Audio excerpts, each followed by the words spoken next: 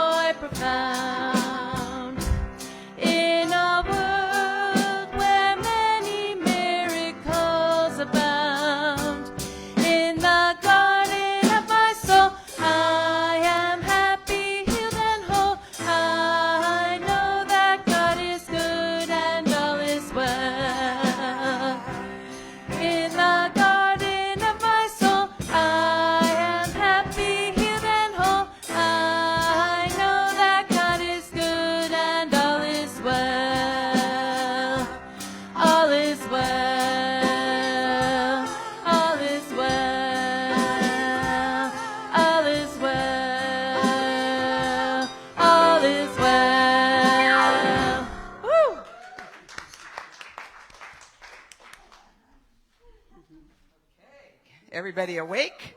Yes. All right.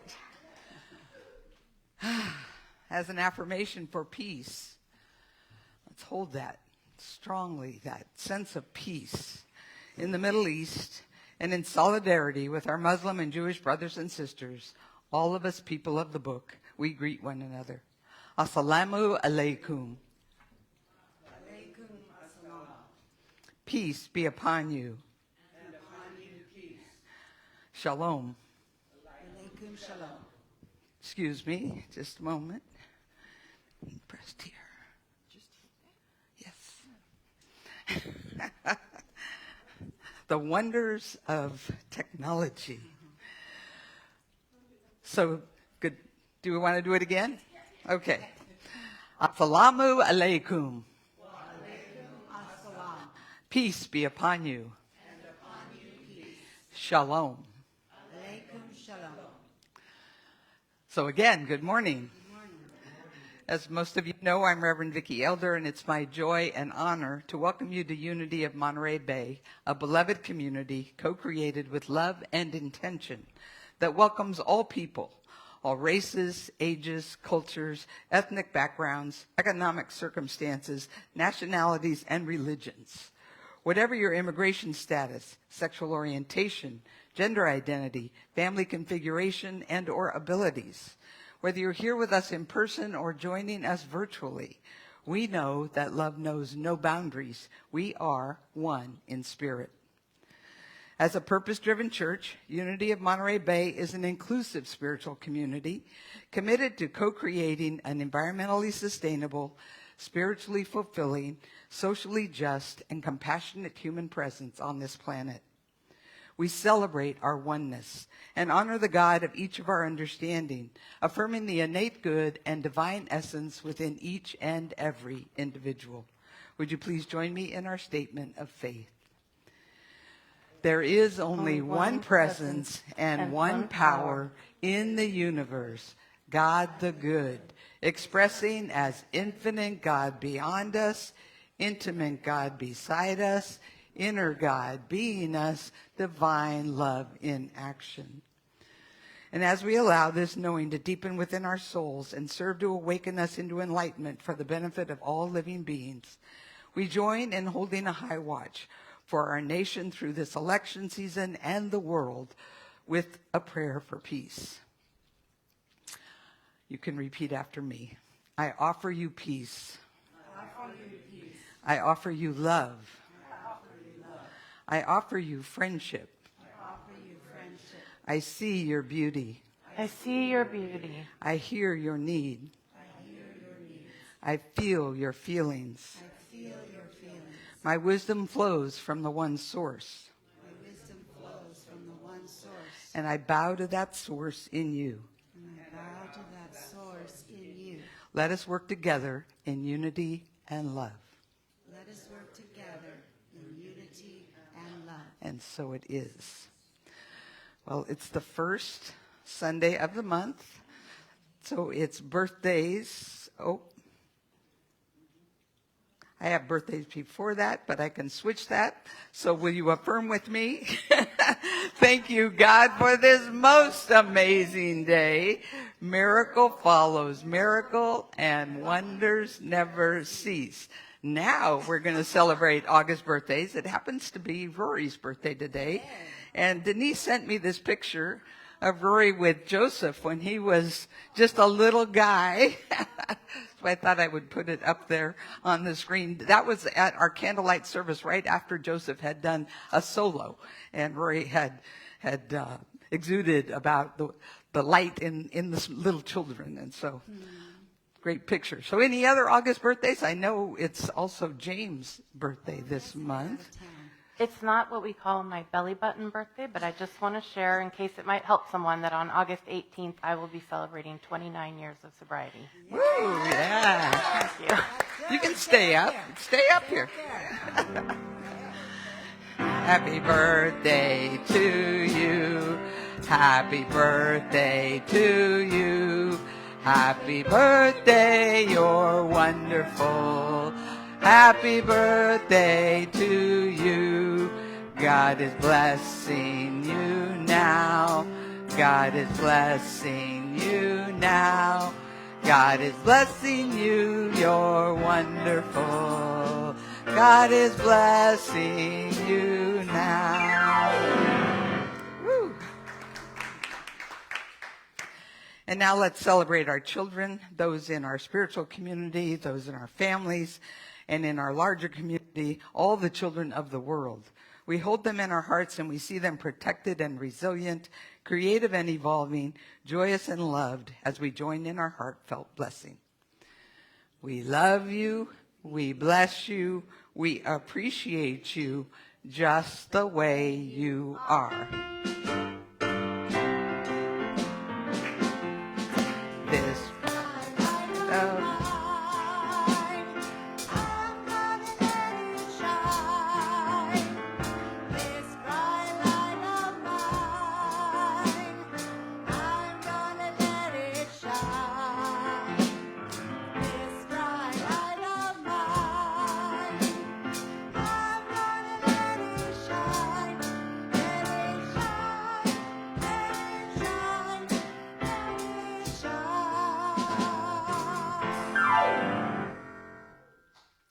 So now, as we talked about last week, we've added an element to our service. I don't know if it'll be every Sunday, but you can read about it in the e-blast about our awe moments. And so I'm going to invite Howard to come up and share. He had actually shared with me he had a story he wanted to share before we had created this. I went, this will be perfect for the first awe moment. So we welcome Howard. Ah! Happy birthday! Happy birthday. He took it in back there, right? Yeah. You got to be right in front of it. Yeah. How's that? Good. Can you hear me? Hi. Some of you may have the same feelings I have after we leave here on Sunday afternoons. I wonder how I can apply the lessons that we've just discussed.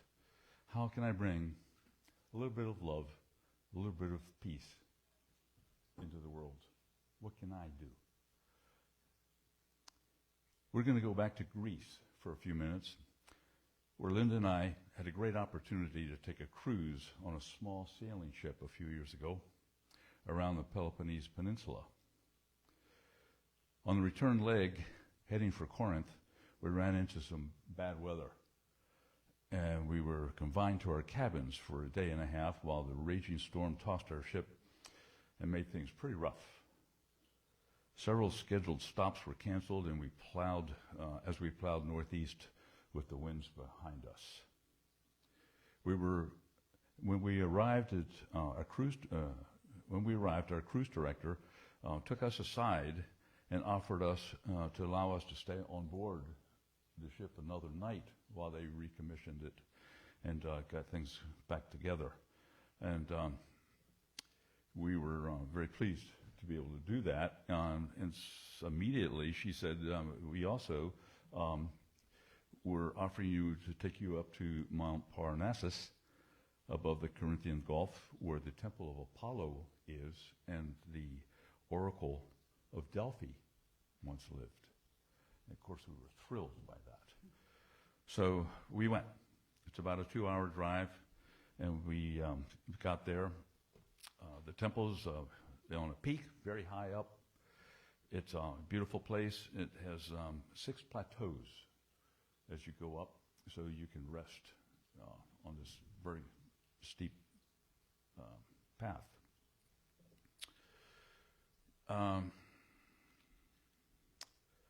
We took one look at this, and it was very clear to me that I wasn't going to get to the top of this. In fact, I wasn't sure I could get to the first one. So Linda and I took a look at it, and we went very slowly up, and I was just about to the first one, and it was kind of winded. And she said, I'm just going to go up another 1 or 2, and then I'll be back. If you get to the first one, just sit down and wait for me, and I'll be right along. So it all worked out fine. As I was stumbling along in the slow lane, I felt going up the big steps, and they were worn by 3,000 years of feet hitting them, so they were cracked, and OSHA would not have been pleased with that. It was difficult, but by going slowly along the side, I was making progress.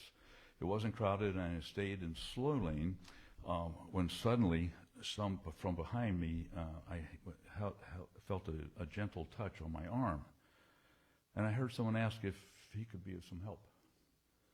I turned around and looked, and he was a tall, well-built man, about 40, and he took my arm firmly, and then we both struggled up the stairs, the incline, much more safely and much quicker than I was going before.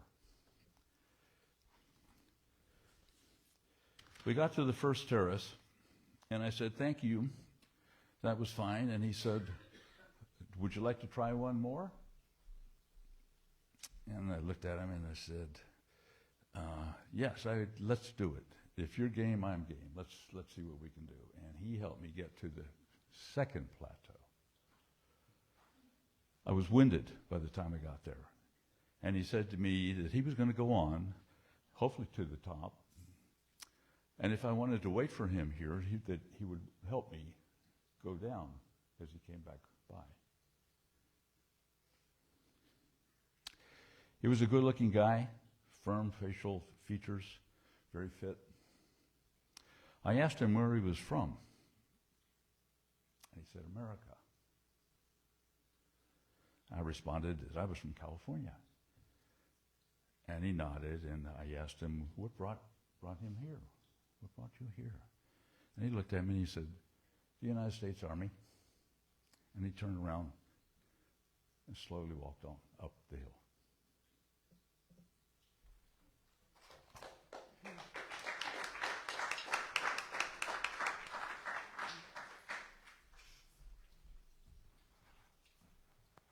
Thank you for sharing that with us, Howard.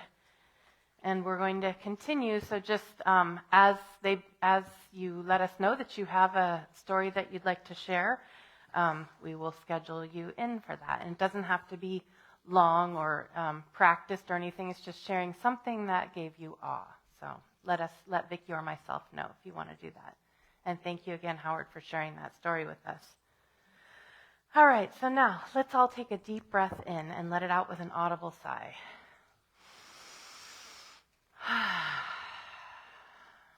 As we center ourselves to embrace this blissful interconnection with Spirit and invite the chime to call us into the sacred space within.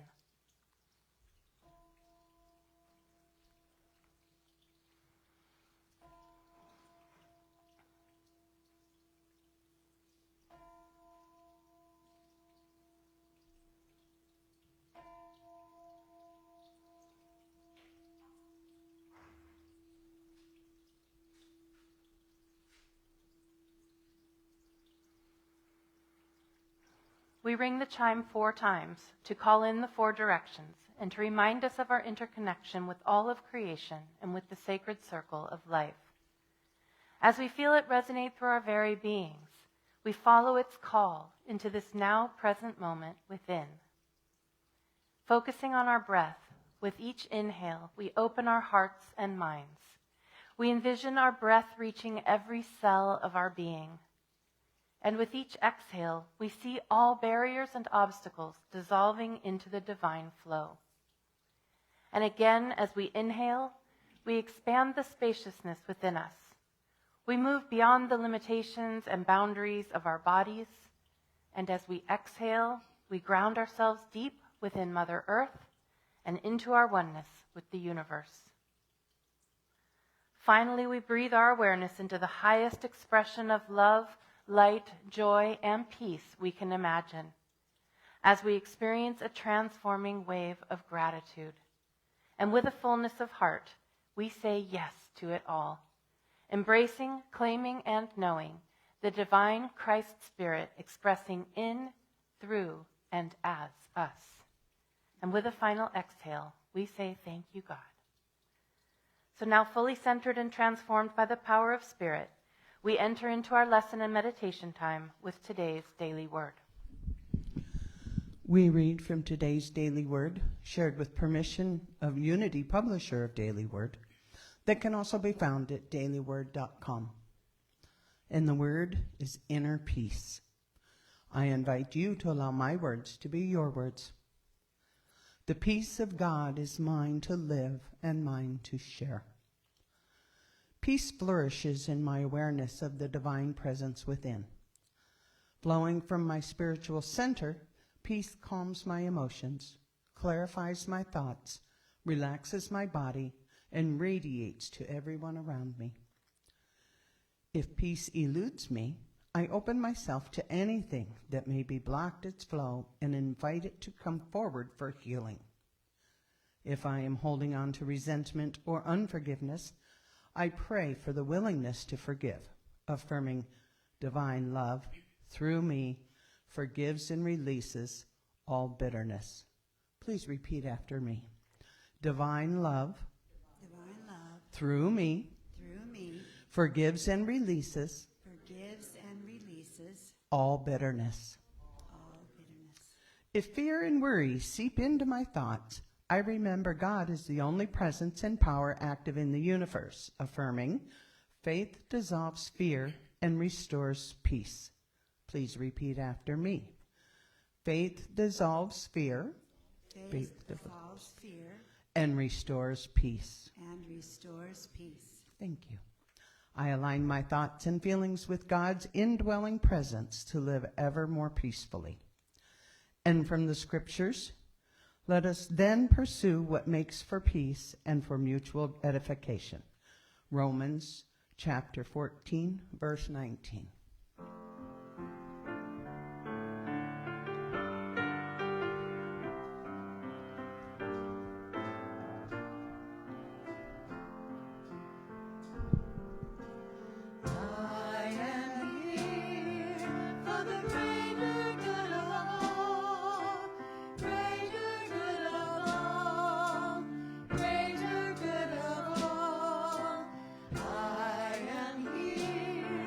For the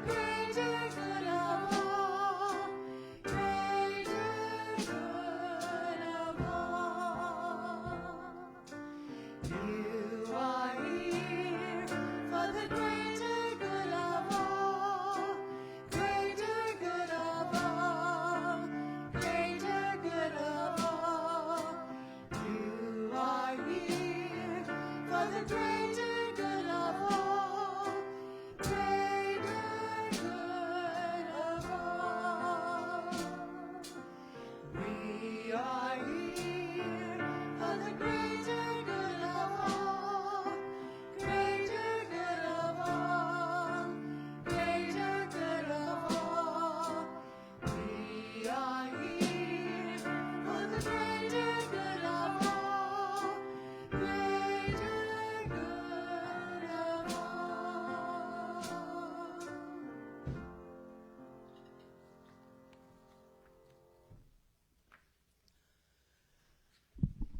In witness to the wisdom of the many paths to the sacred, we read from 3 sacred traditions on this morning's topic, being present in uncertainty. From Sufism, what is fear? Non-acceptance of uncertainty. If we accept uncertainty, it becomes adventure. From Buddhism, we can contemplate this question. Do I prefer to grow up and relate to life directly, or do I choose to live and die in fear?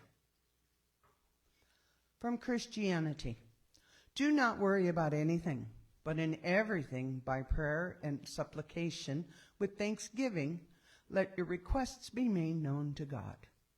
And the peace of God, which surpasses all understanding, will guard your hearts and your minds in Christ Jesus. Philippians chapter 4, verses 6 and 7.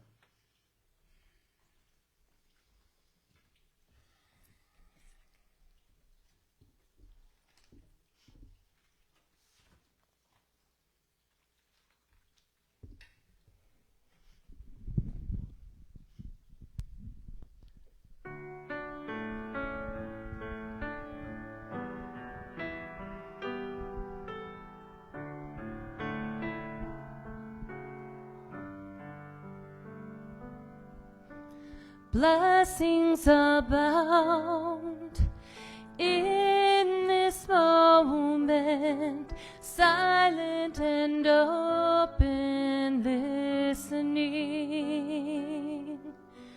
Spirit, I feel a blessed unfoldment, bringing new life in me. In this moment, truth and clarity find their way to me. In this moment, I'm where I should be, safe in the arms of love.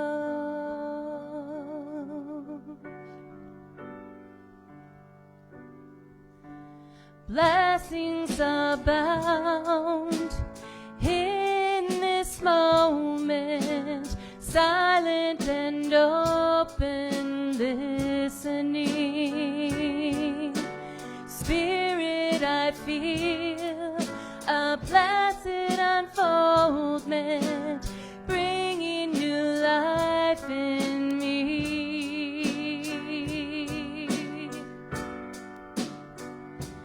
In this moment, truth and clarity find their way to me. In this moment, I'm where I should be, safe in the arms of love.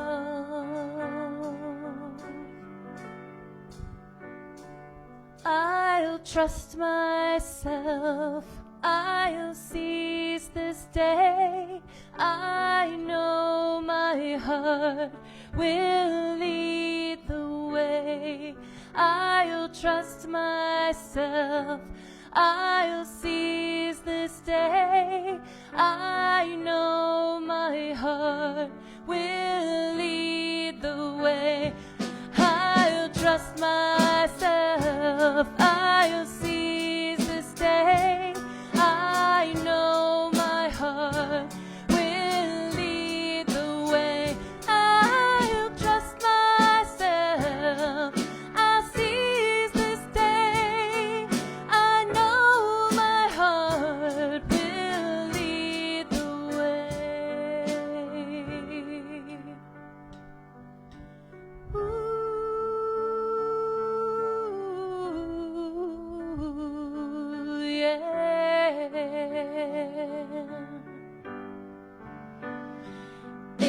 this moment, I'm where I should be, safe in the arms of love. In this moment, truth and clarity find their way to me. In this moment, I'm where I should be, safe in the arms of love. Ooh, in this moment, in this moment,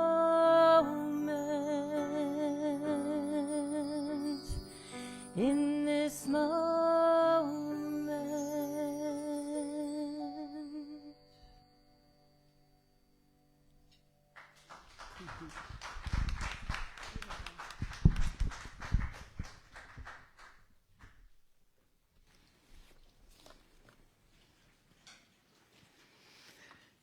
I just love it when the daily word is such a perfect expression of the Sunday lesson. Did you notice there? I often have to go around and sometimes I pick a different day's daily word to make it fit, but every now and then last week and this week, it was just perfect. It's divine order, as is Denise's gift to pick the perfect music, to support the lesson, and Michelle's gift of sharing it with all of us, opening and aligning our hearts and minds with the truth that we strive to live each day in the midst of this human adventure. Even Howard sharing about how do we live this out in the world, how do we claim this beyond the walls of Sunday morning where we all say, oh yes, I agree and such, and then the challenge is how do we live it out into the world. That's why we do Sunday lessons, right? And daily meditation and prayer, hopefully, to remind us how it feels to focus our attention on the things of the Spirit, so that when we're faced with the constant transitions and uncertainty and challenges of the world and our personal lives, we can remain present, mindful, and spiritually focused.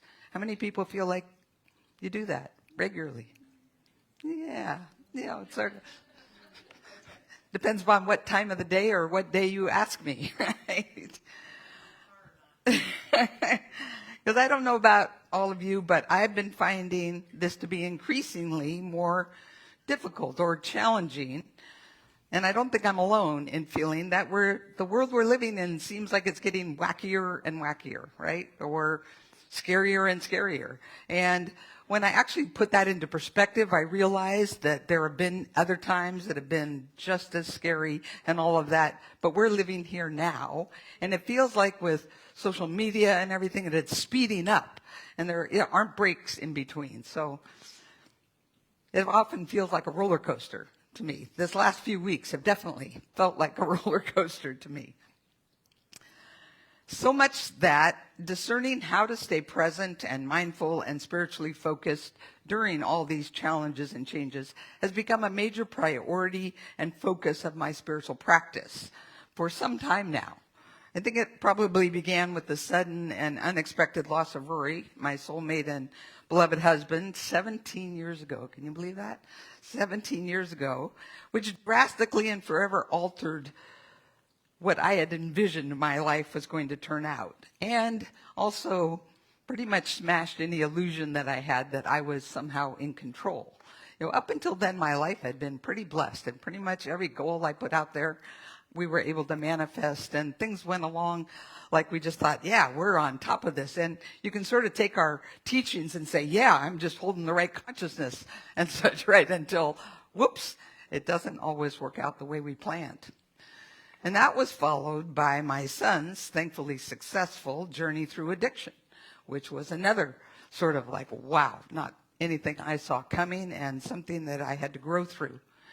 Of course, there's the ongoing existential threat of climate change and species extinction, largely caused by human hubris and behaviors that fail to recognize the essential interconnection that we have with all of life.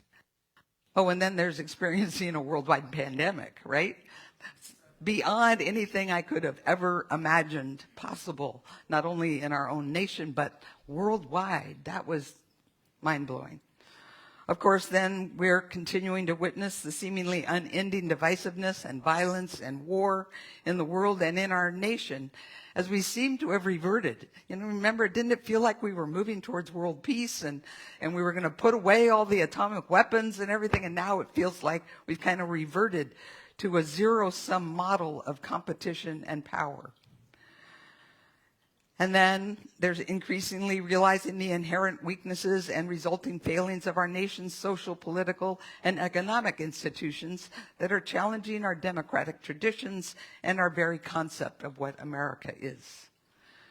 And then, of course, returning to a more personal realm, experiencing the trials of aging, including diminishing physical capacities, major life changes, as well as the inevitable increase of loss of family and friends.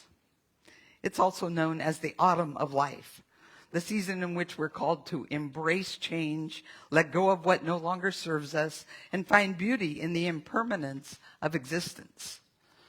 Everybody there? That's that calling. In actuality, that describes every season of life, if you think about it, that we need to be able to embrace change and let go of what no longer serves us and find beauty in the impermanence. That's a constant lesson. Though I have to admit the convergence of aging with life's constant changes seems to bring these challenges of change and uncertainty and transition even into greater focus. Anybody relate to that a little bit? It's sort of like it's a daily thing in our face. But don't get me wrong. One of the blessings of living such times is that the discomforts serve as motivation and reminder to shift our focus away from the world of appearances and towards the spiritual dimension, where we're reminded of our truth teachings, namely, you can say it with me, God is, I am, I think, I pray, I do. God is the one presence and one power in the universe. I am, we are, one with and expressions of God. I think, understanding that life happens from the inside out, meaning the thoughts and attitudes we hold in our minds determine our life experience. I pray, knowing that prayer and meditation establishes a direct link and opens and aligns our hearts and minds with God truth. And I do, realizing that holding and living these positive truth principles in our everyday lives transforms our life experience from despair to hope, from fear to love, from helplessness to right action, and from separation to oneness, as well as helping raising our collective human consciousness. I never forget, I think I've shared this before, but Phil Pearson, one of my mentors, visiting my dad who was having heart challenges and circulation challenges, and it looked like he might have to have his foot amputated at that point. And Phil said to me, as we age, our bodies start diminishing so that we remember we're more than our bodies, so that we remember we're here for a human adventure, and then the whole of us is eternal and will move on. And so rather, though sometimes it ends suddenly, we're sort of geared up and warned and learn to let go easier if we're willing to do so. That fifth principle, the being, living, and doing truth, is the daily challenge, inspiring us to look for new and deeper insights, understanding, and practices in what I like to call blissciplines, because none of us seem to like discipline, right? That has a negative. So Rory, of course, coined the term blissciplines that help us remember and live the truth we already know, even or especially in the midst of all the distractions contained in this human adventure.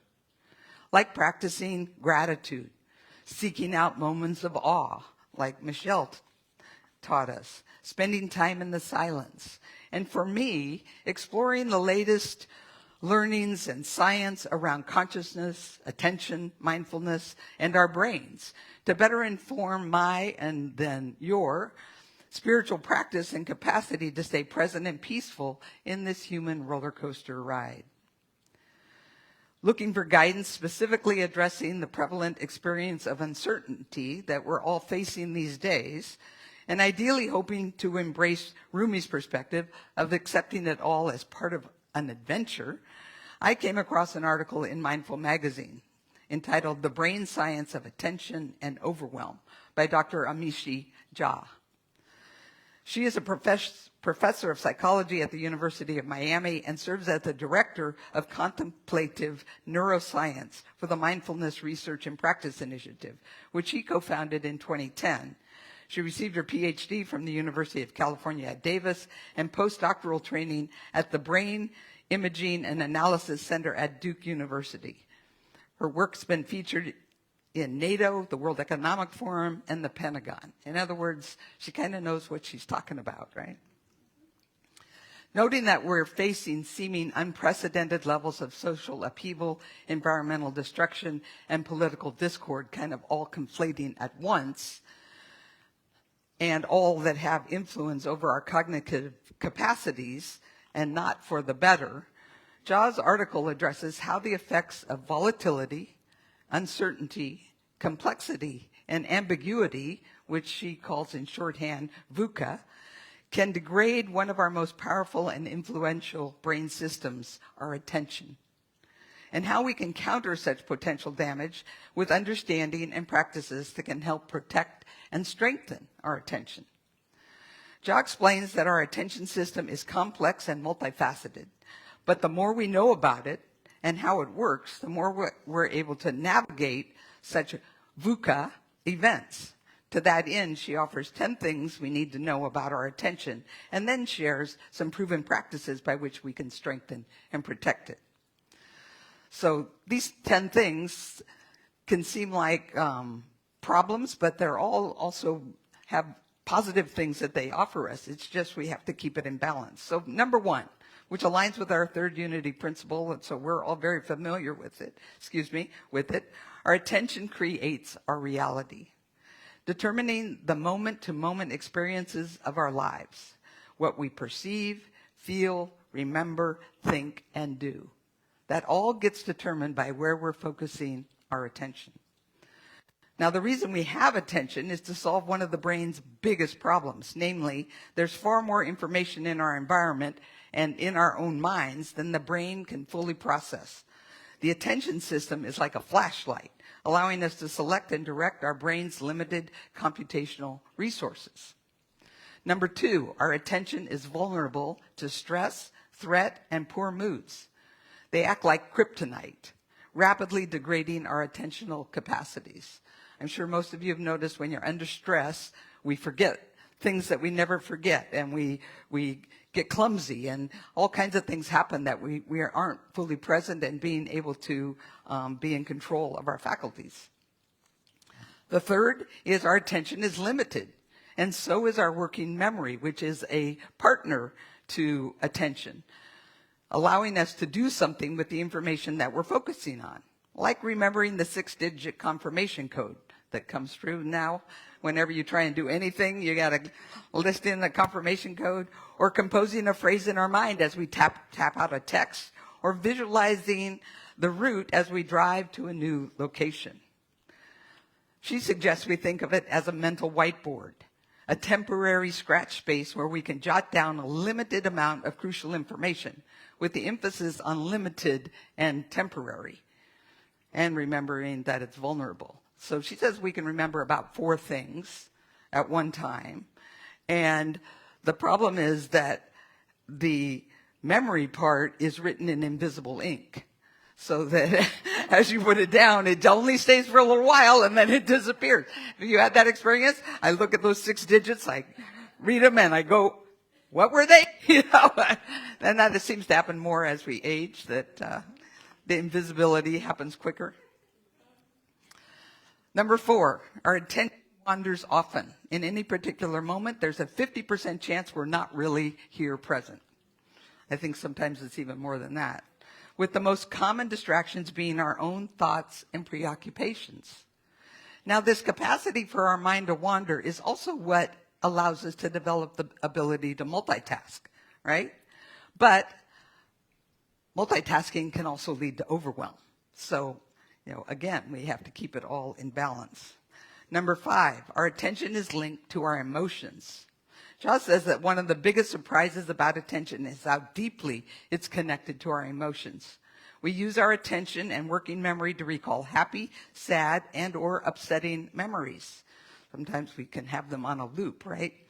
Filling our whiteboard with appropriate imagery, thoughts, and feelings that construct the fullness of an emotional experience. Additionally, we need attentional bandwidth to regulate emotions as they come along, to process whatever triggered the feelings, distract ourselves by focusing on something else, or reframe the situation.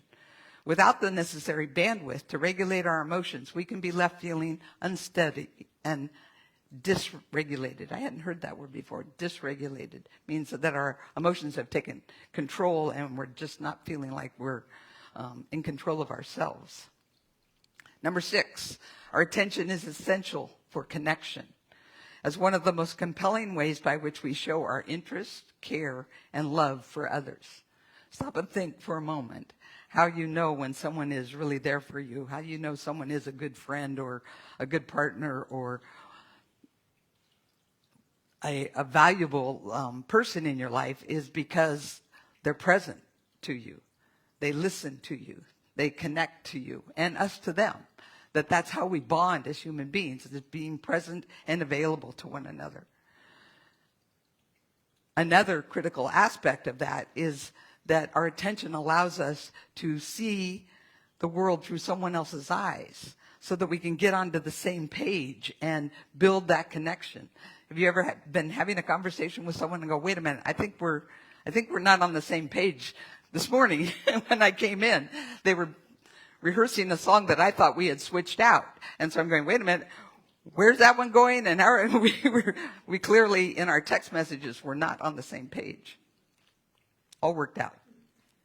Number 7, our attention can time travel, can fast forward to the future or rewind back into the past.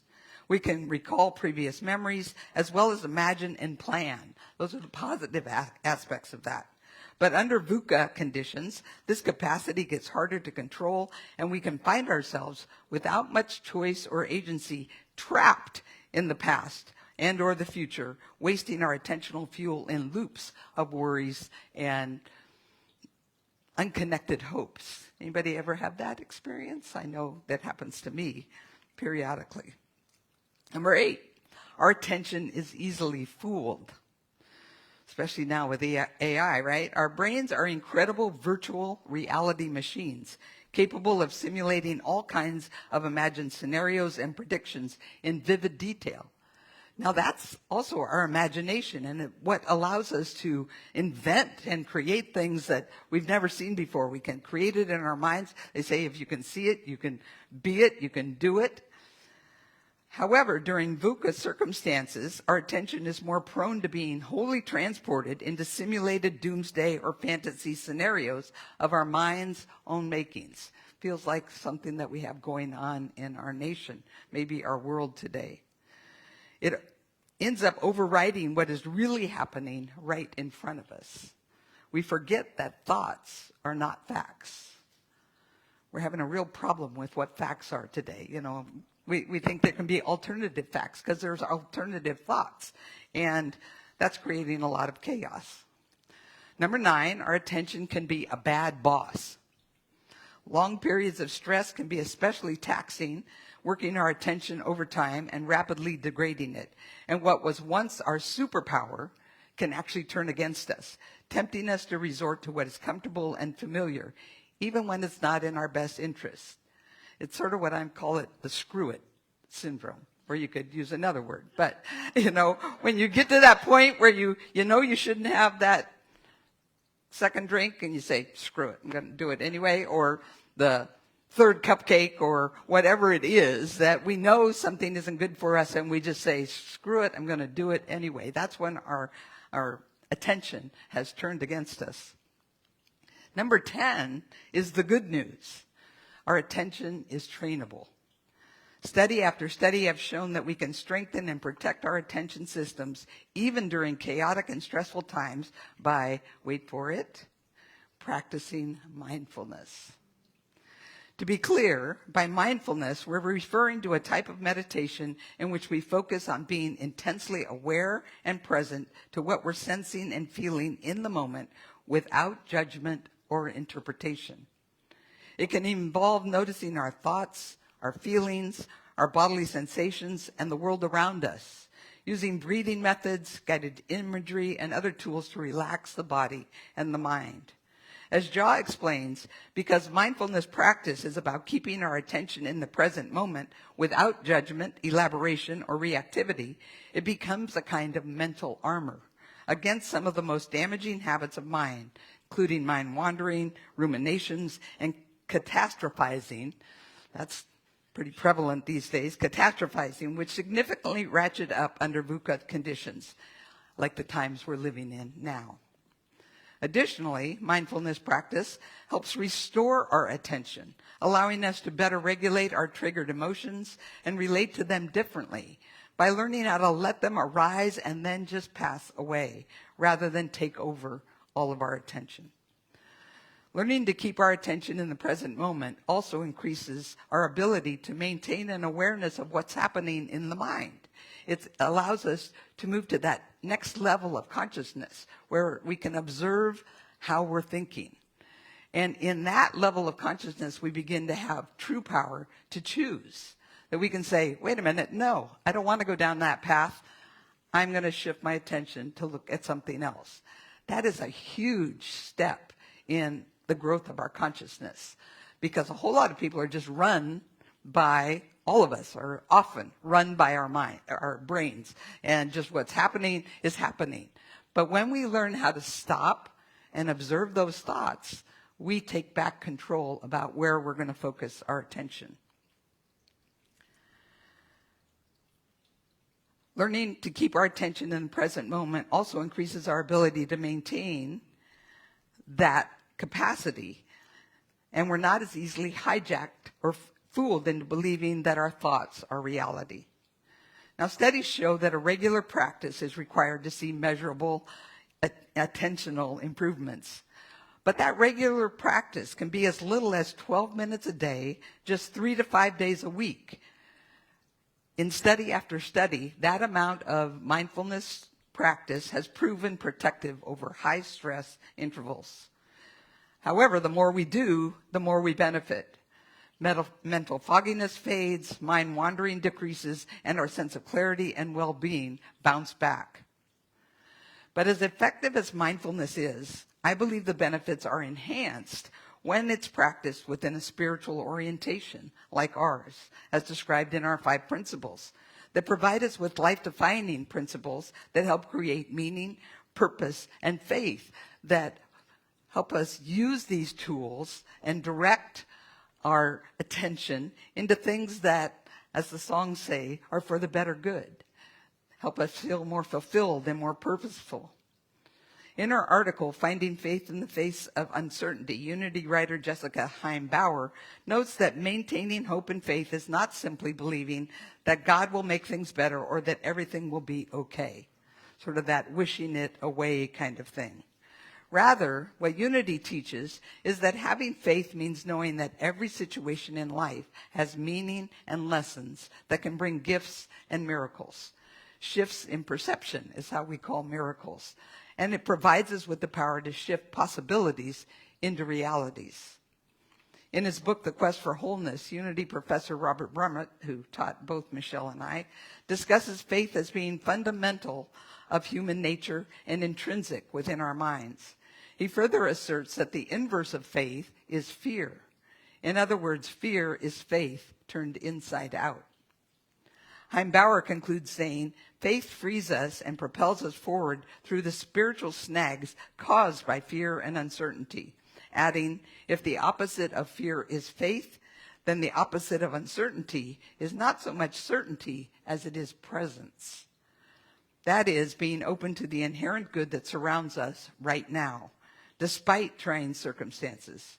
To affirm faith is, in part, accepting uncertainty as reality, which equips us to face the present moment more centered and more confidently.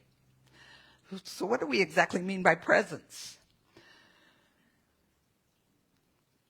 I don't know if I want to give this whole description, but it tells you who they are. Corporate executive and thought leader in optimizing well-being, Eric Langsher, and PhD, Stanford, Harvard, Princeton trained former philosophy professor and well-being expert Nate Klemp, authors of Start Here, Master the Lifelong Habit of Well-being, describe presence as meditation in motion. I like that. It's the practice of bringing mindfulness to the activities of daily life, practicing the art of being here now while waiting in a long grocery store line, changing a baby's diaper, or sitting in traffic.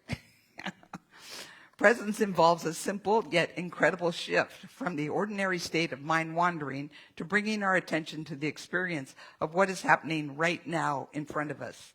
We can make this shift anytime, anywhere, when we just come to ourselves. Without presence, life moves pretty fast. When we function largely on autopilot, the days fly by, as do the weeks, months, and years.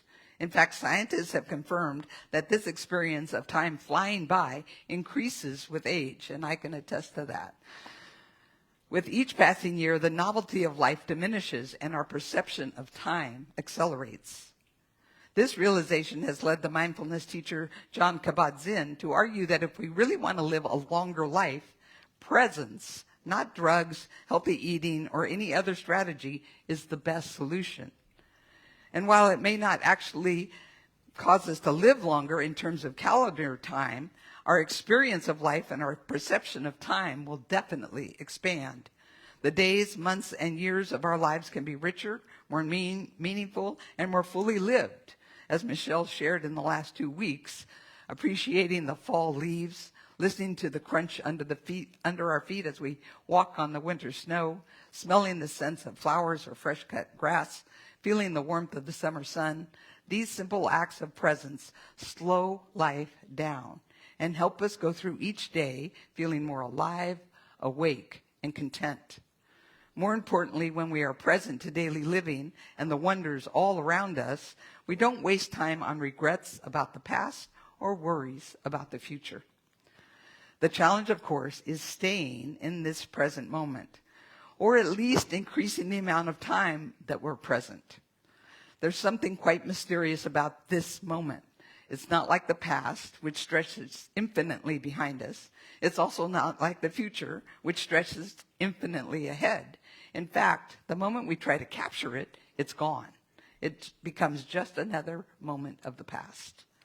But when we manage to enter this razor-thin moment of presence, something amazing happens. Anxieties and resentments dissolve. We experience more calm, ease, and peace, as well as a greater sense of fulfillment, even in the midst of uncertainty.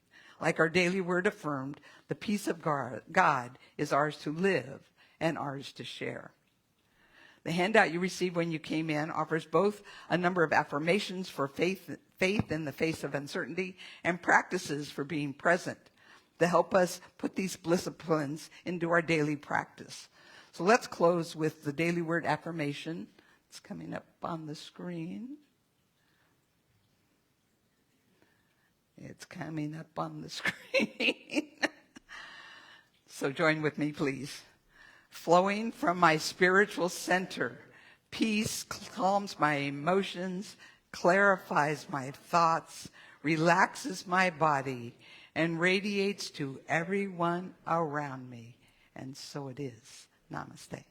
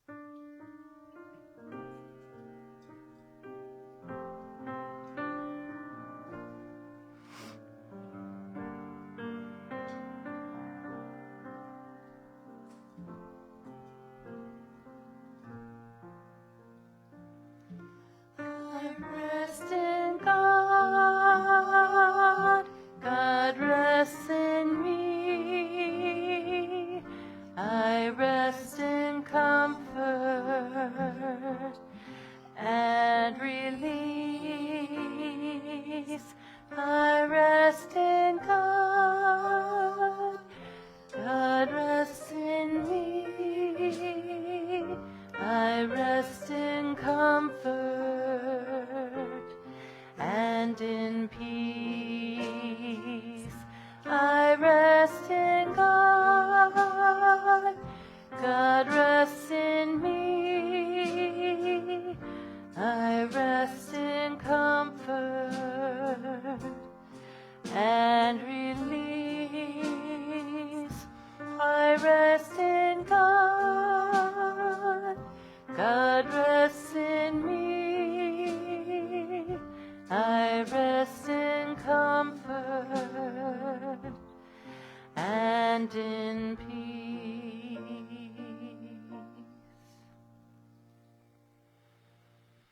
So now we have a wonderful opportunity to practice just what Vicky has been talking about. And I find that one of the best ways for me to come into the present moment is to take some deep breaths. So let's do that together. So take a deep breath in through your nose. Hold it for just a second at the top, and then exhale slowly. Let's do it again. Breathing in. Hold for a moment at the top, and release slowly. And one last big breath, breathing into the belly. Hold for just a moment, and then exhale slowly, feeling that sense of release, letting the shoulders drop, letting the body sink into the seat beneath you, unclenching the jaw, letting your hands rest gently in your lap. And the first thing we can do is tune into our body. The body lives in the present moment, and so becoming aware of our sensations in our body can bring us immediately into that present moment Vicky was talking about.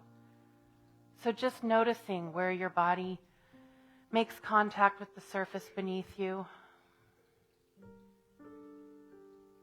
Noticing how your body feels today. What sensations are present? And then the next step is to accept whatever you're experiencing in this moment. Not trying to do anything with it, not trying to change it. See if you can just accept whatever is here. Emotions, sensations in the body, the temperature of the air on your skin.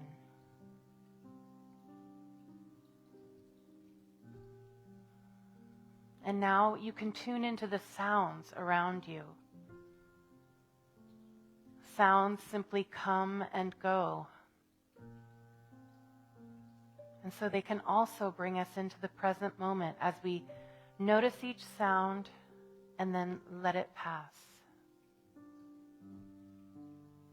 Not trying to hold on to any sound or make it last longer, but just allowing the sounds to pass through you. Maybe you can tune into the sound of your own gentle inhale and gentle exhale.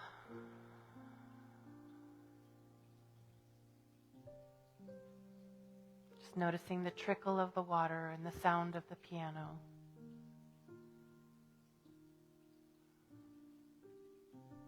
And finally, we bring our awareness to rest on our breath. Not trying to change it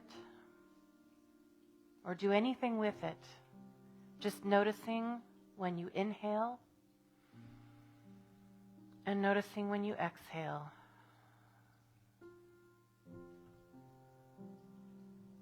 See if you can feel just one breath from the beginning to the end.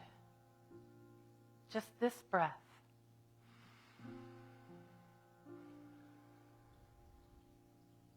And now this one.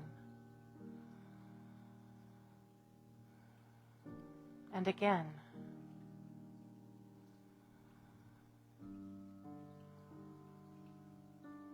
As you come more into the present moment, you'll notice that the mind begins to slow down.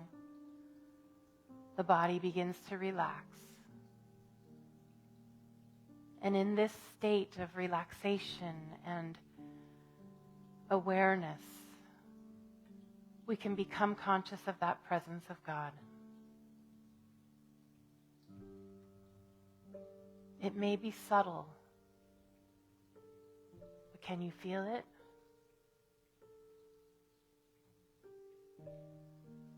Just this sense of being alive. The energy coursing through your body.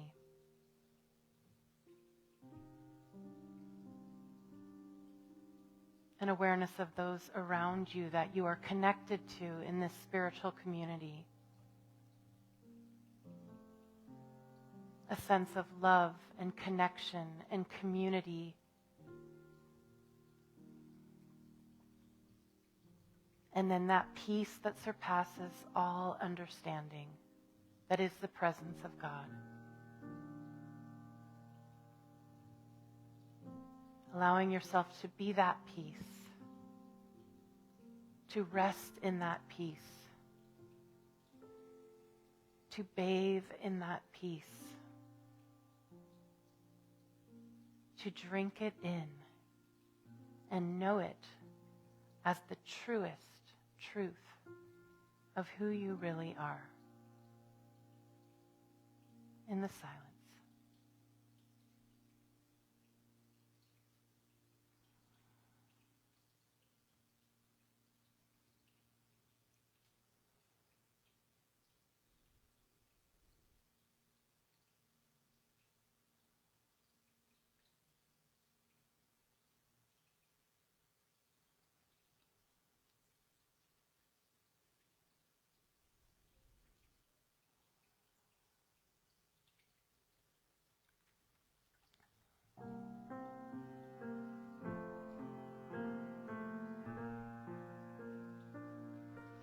I rest in God, God rests in me.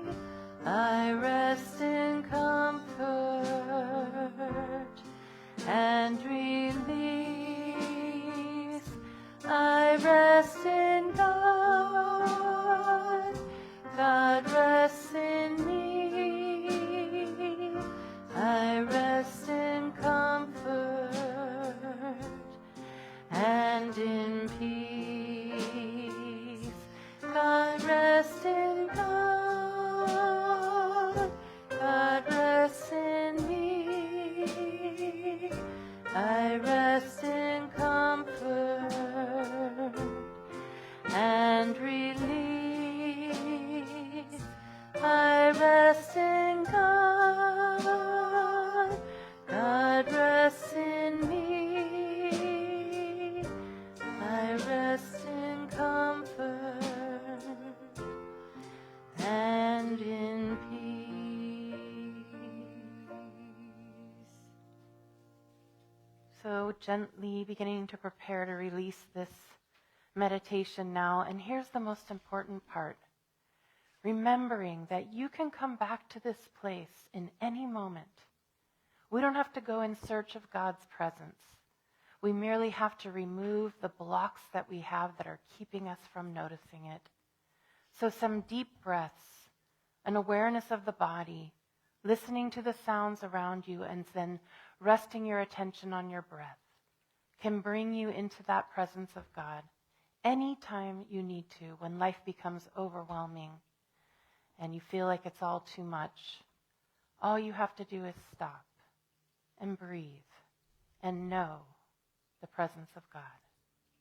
And so we are so grateful for this reminder, for this community that always calls us back to our truth. And so we say, thank you, thank you, thank you, God. And so it is. Amen.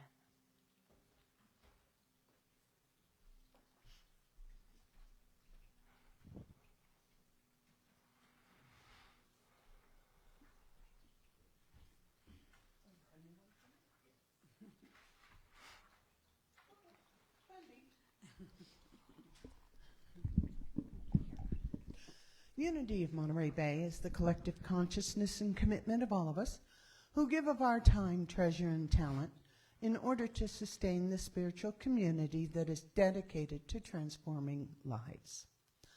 Our August 11th daily word offers this wisdom.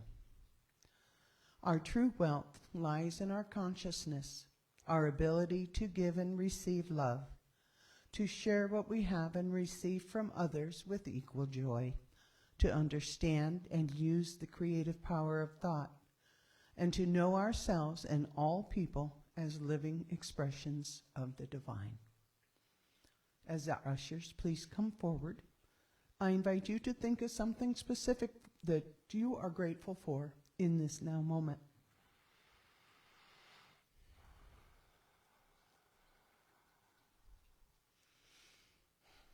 And now, with our hearts and minds overflowing with gratitude, we breathe into the divine flow of God's good, trusting that we are enough, and that we have enough, and that there always is enough to both have and to share. We give thanks for all the ways you give, in person, online, monthly bank auto payments, or credit card in the sacred grounds. And we ask that everyone join in faith and gratitude as we pass the offering baskets this morning by holding and blessing the basket as it passes to you. And now, please join me in our offertory blessing. I am an open channel for God's infinite good. Divine love flowing through me blesses and multiplies everything I give and everything I receive. I am both blessed and a blessing. Thank you, God.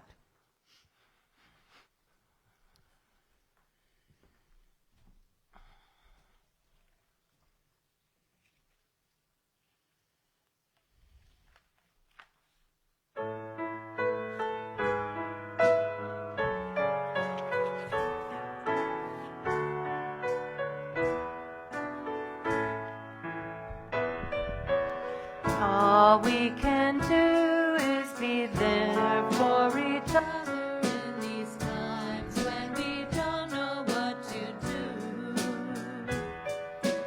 All we can do is be there for each other and help each other through. All we can do is be there for each other in these times we don't know what to do. All we can do is be there for each other and help each other through. Twists and turns, unexpected, day by day moving on. I don't have all the answers, come what may, right or wrong.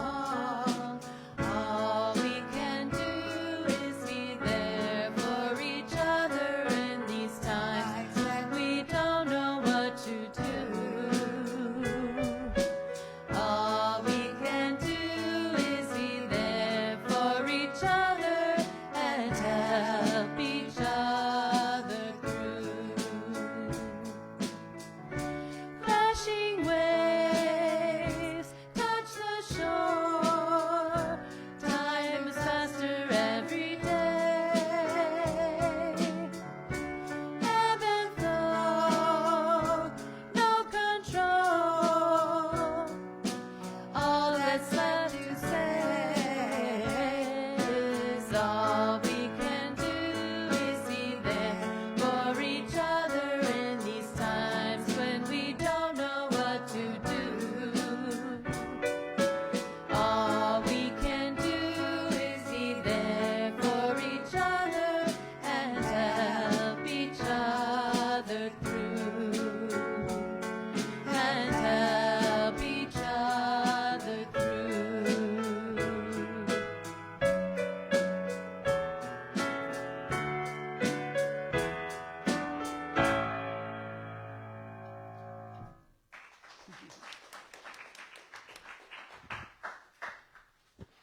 The ushers will please come forward.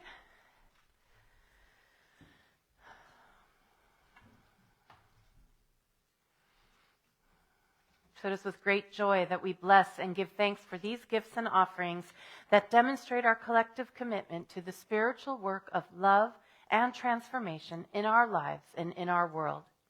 And we dedicate this offering, our lives, and this ministry to more fully expressing the Christ light that is the truth of our being and inviting all people to know God's love. Finally, knowing that one with God all things are possible, we affirm together that the good is now, the rest is blessed, and the best is yet to be in our lifetime. Gently. Thank you. And for our music today, we would like to thank Sloan Wainwright, Sue Riley, Karen Drucker, and Glenn Rothel, Richard Burdick, Denise Rosier, David Roth, Claudia Carawan, and of course our awesome music team with Denise and John and Robin and Larry and myself. For announcements, we invite you to check out your e-blast. Summer dinners are still happening. There are sign-ups in the sacred grounds for that. There are still some openings on some of those. Our banquet, of course, is coming up in October, but we are now beginning to collect auction items. So if you have something you would like to donate, you can see Martha about that. And there's also a sign-up sheet for the banquet. So sign up, and you have to choose your, choose your dish. Seafood pasta, steak, or vegetarian lasagna. We're changing it up this year. Woohoo! So make sure you get signed up for that. Then, right after that, that Sunday, we're going to have a special guest speaker and a workshop following the service. That's him. Or do we want to say anything about it? More to come. But just put that on your radar. That will be, it's been a while since we've had a guest speaker, and it's been a really long time since we've had one that did a workshop after. So I'm looking forward to that, and that will be on Sunday, October 6th. And then, of course, you can sign up for the women's retreat in the sacred grounds. Also, Robin. So I've got a couple of quick ones for you. As you know, I volunteer a lot in the veterans community. So the first one is October 11th, save the date. We're going to do a one-day stand-down / resource fair at the Military Veterans and Affairs office in Marina.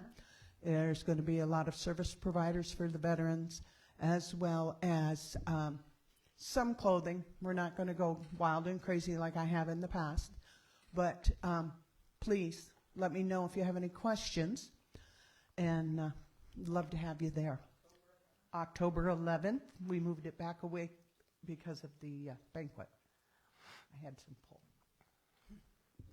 Our next one, our lovely Kelly gave that, have any of you here heard of G.I. Josie? Okay. This is an organization that brings in women veterans. Most of them have been traumatized in one way or another. It's right up outside of Salinas on Indian Springs Road. They have a couple of opportunities for volunteers. So the first one is at the Laguna Seca races next weekend, the Monterey Pre-Reunion and Community Day, or the 14th through the 17th for the Rolex Monterey Motorsports Reunion. There's more information here. I'll leave this on the back counter.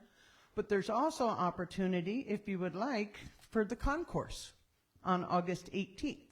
There's contact information here. And then the last opportunity is the Big Sur Half Marathon on November 10th. Volunteer organizations sometimes help park cars or very, very odd jobs around these different events. So if you can, please help them out, because it's a wonderful, wonderful program that helps support our female veterans. Thank you. Thank you, Robin. And then our final announcement is we have a family who is in need of housing. It is a grandfather and his 3 grandkids. So if you know of any available housing for 1 month, right? It's just for 1 month.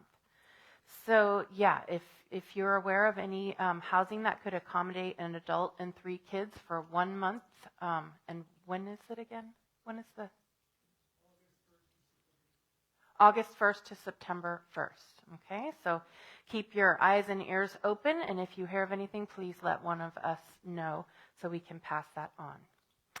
All right, as we bring our service to a close this morning, we are so grateful that you have joined us, whether you're here in person or you're watching us on Facebook Live or joining us later on our YouTube channel. We are just so glad that you found us and that you joined us for this time, and we hope we've made you feel welcome in our UMB community.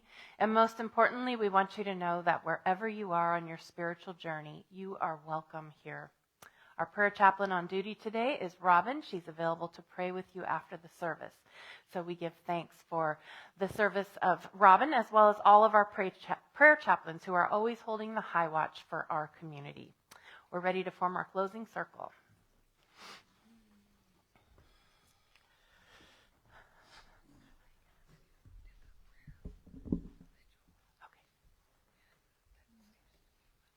Yeah.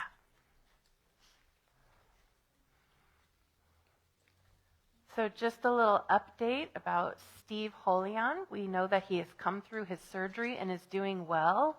So yay, God. And thank you everyone who participated in the prayer vigil for him. We know that prayer is powerful. And most importantly, we know that Steve and Suzanne were feeling those prayers and feeling so loved and supported by this community.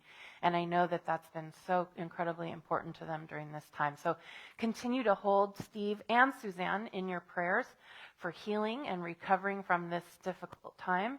And we know that prayer works, and so we are grateful for that. So please join me in our prayer for protection. The light of God surrounds us. I am light. The love of God enfolds us. I am love. The power of God protects us. I am power. The presence of God watches over us. I am presence.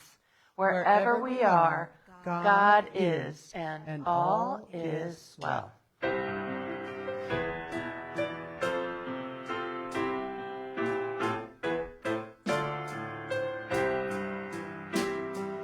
Let there be peace on earth, and let it begin with me. Let there be peace on earth, the peace that was meant to be, with God as creator. Family all are we. Let us walk with each other in perfect harmony. Let peace begin with me. Let this be the moment now. With every step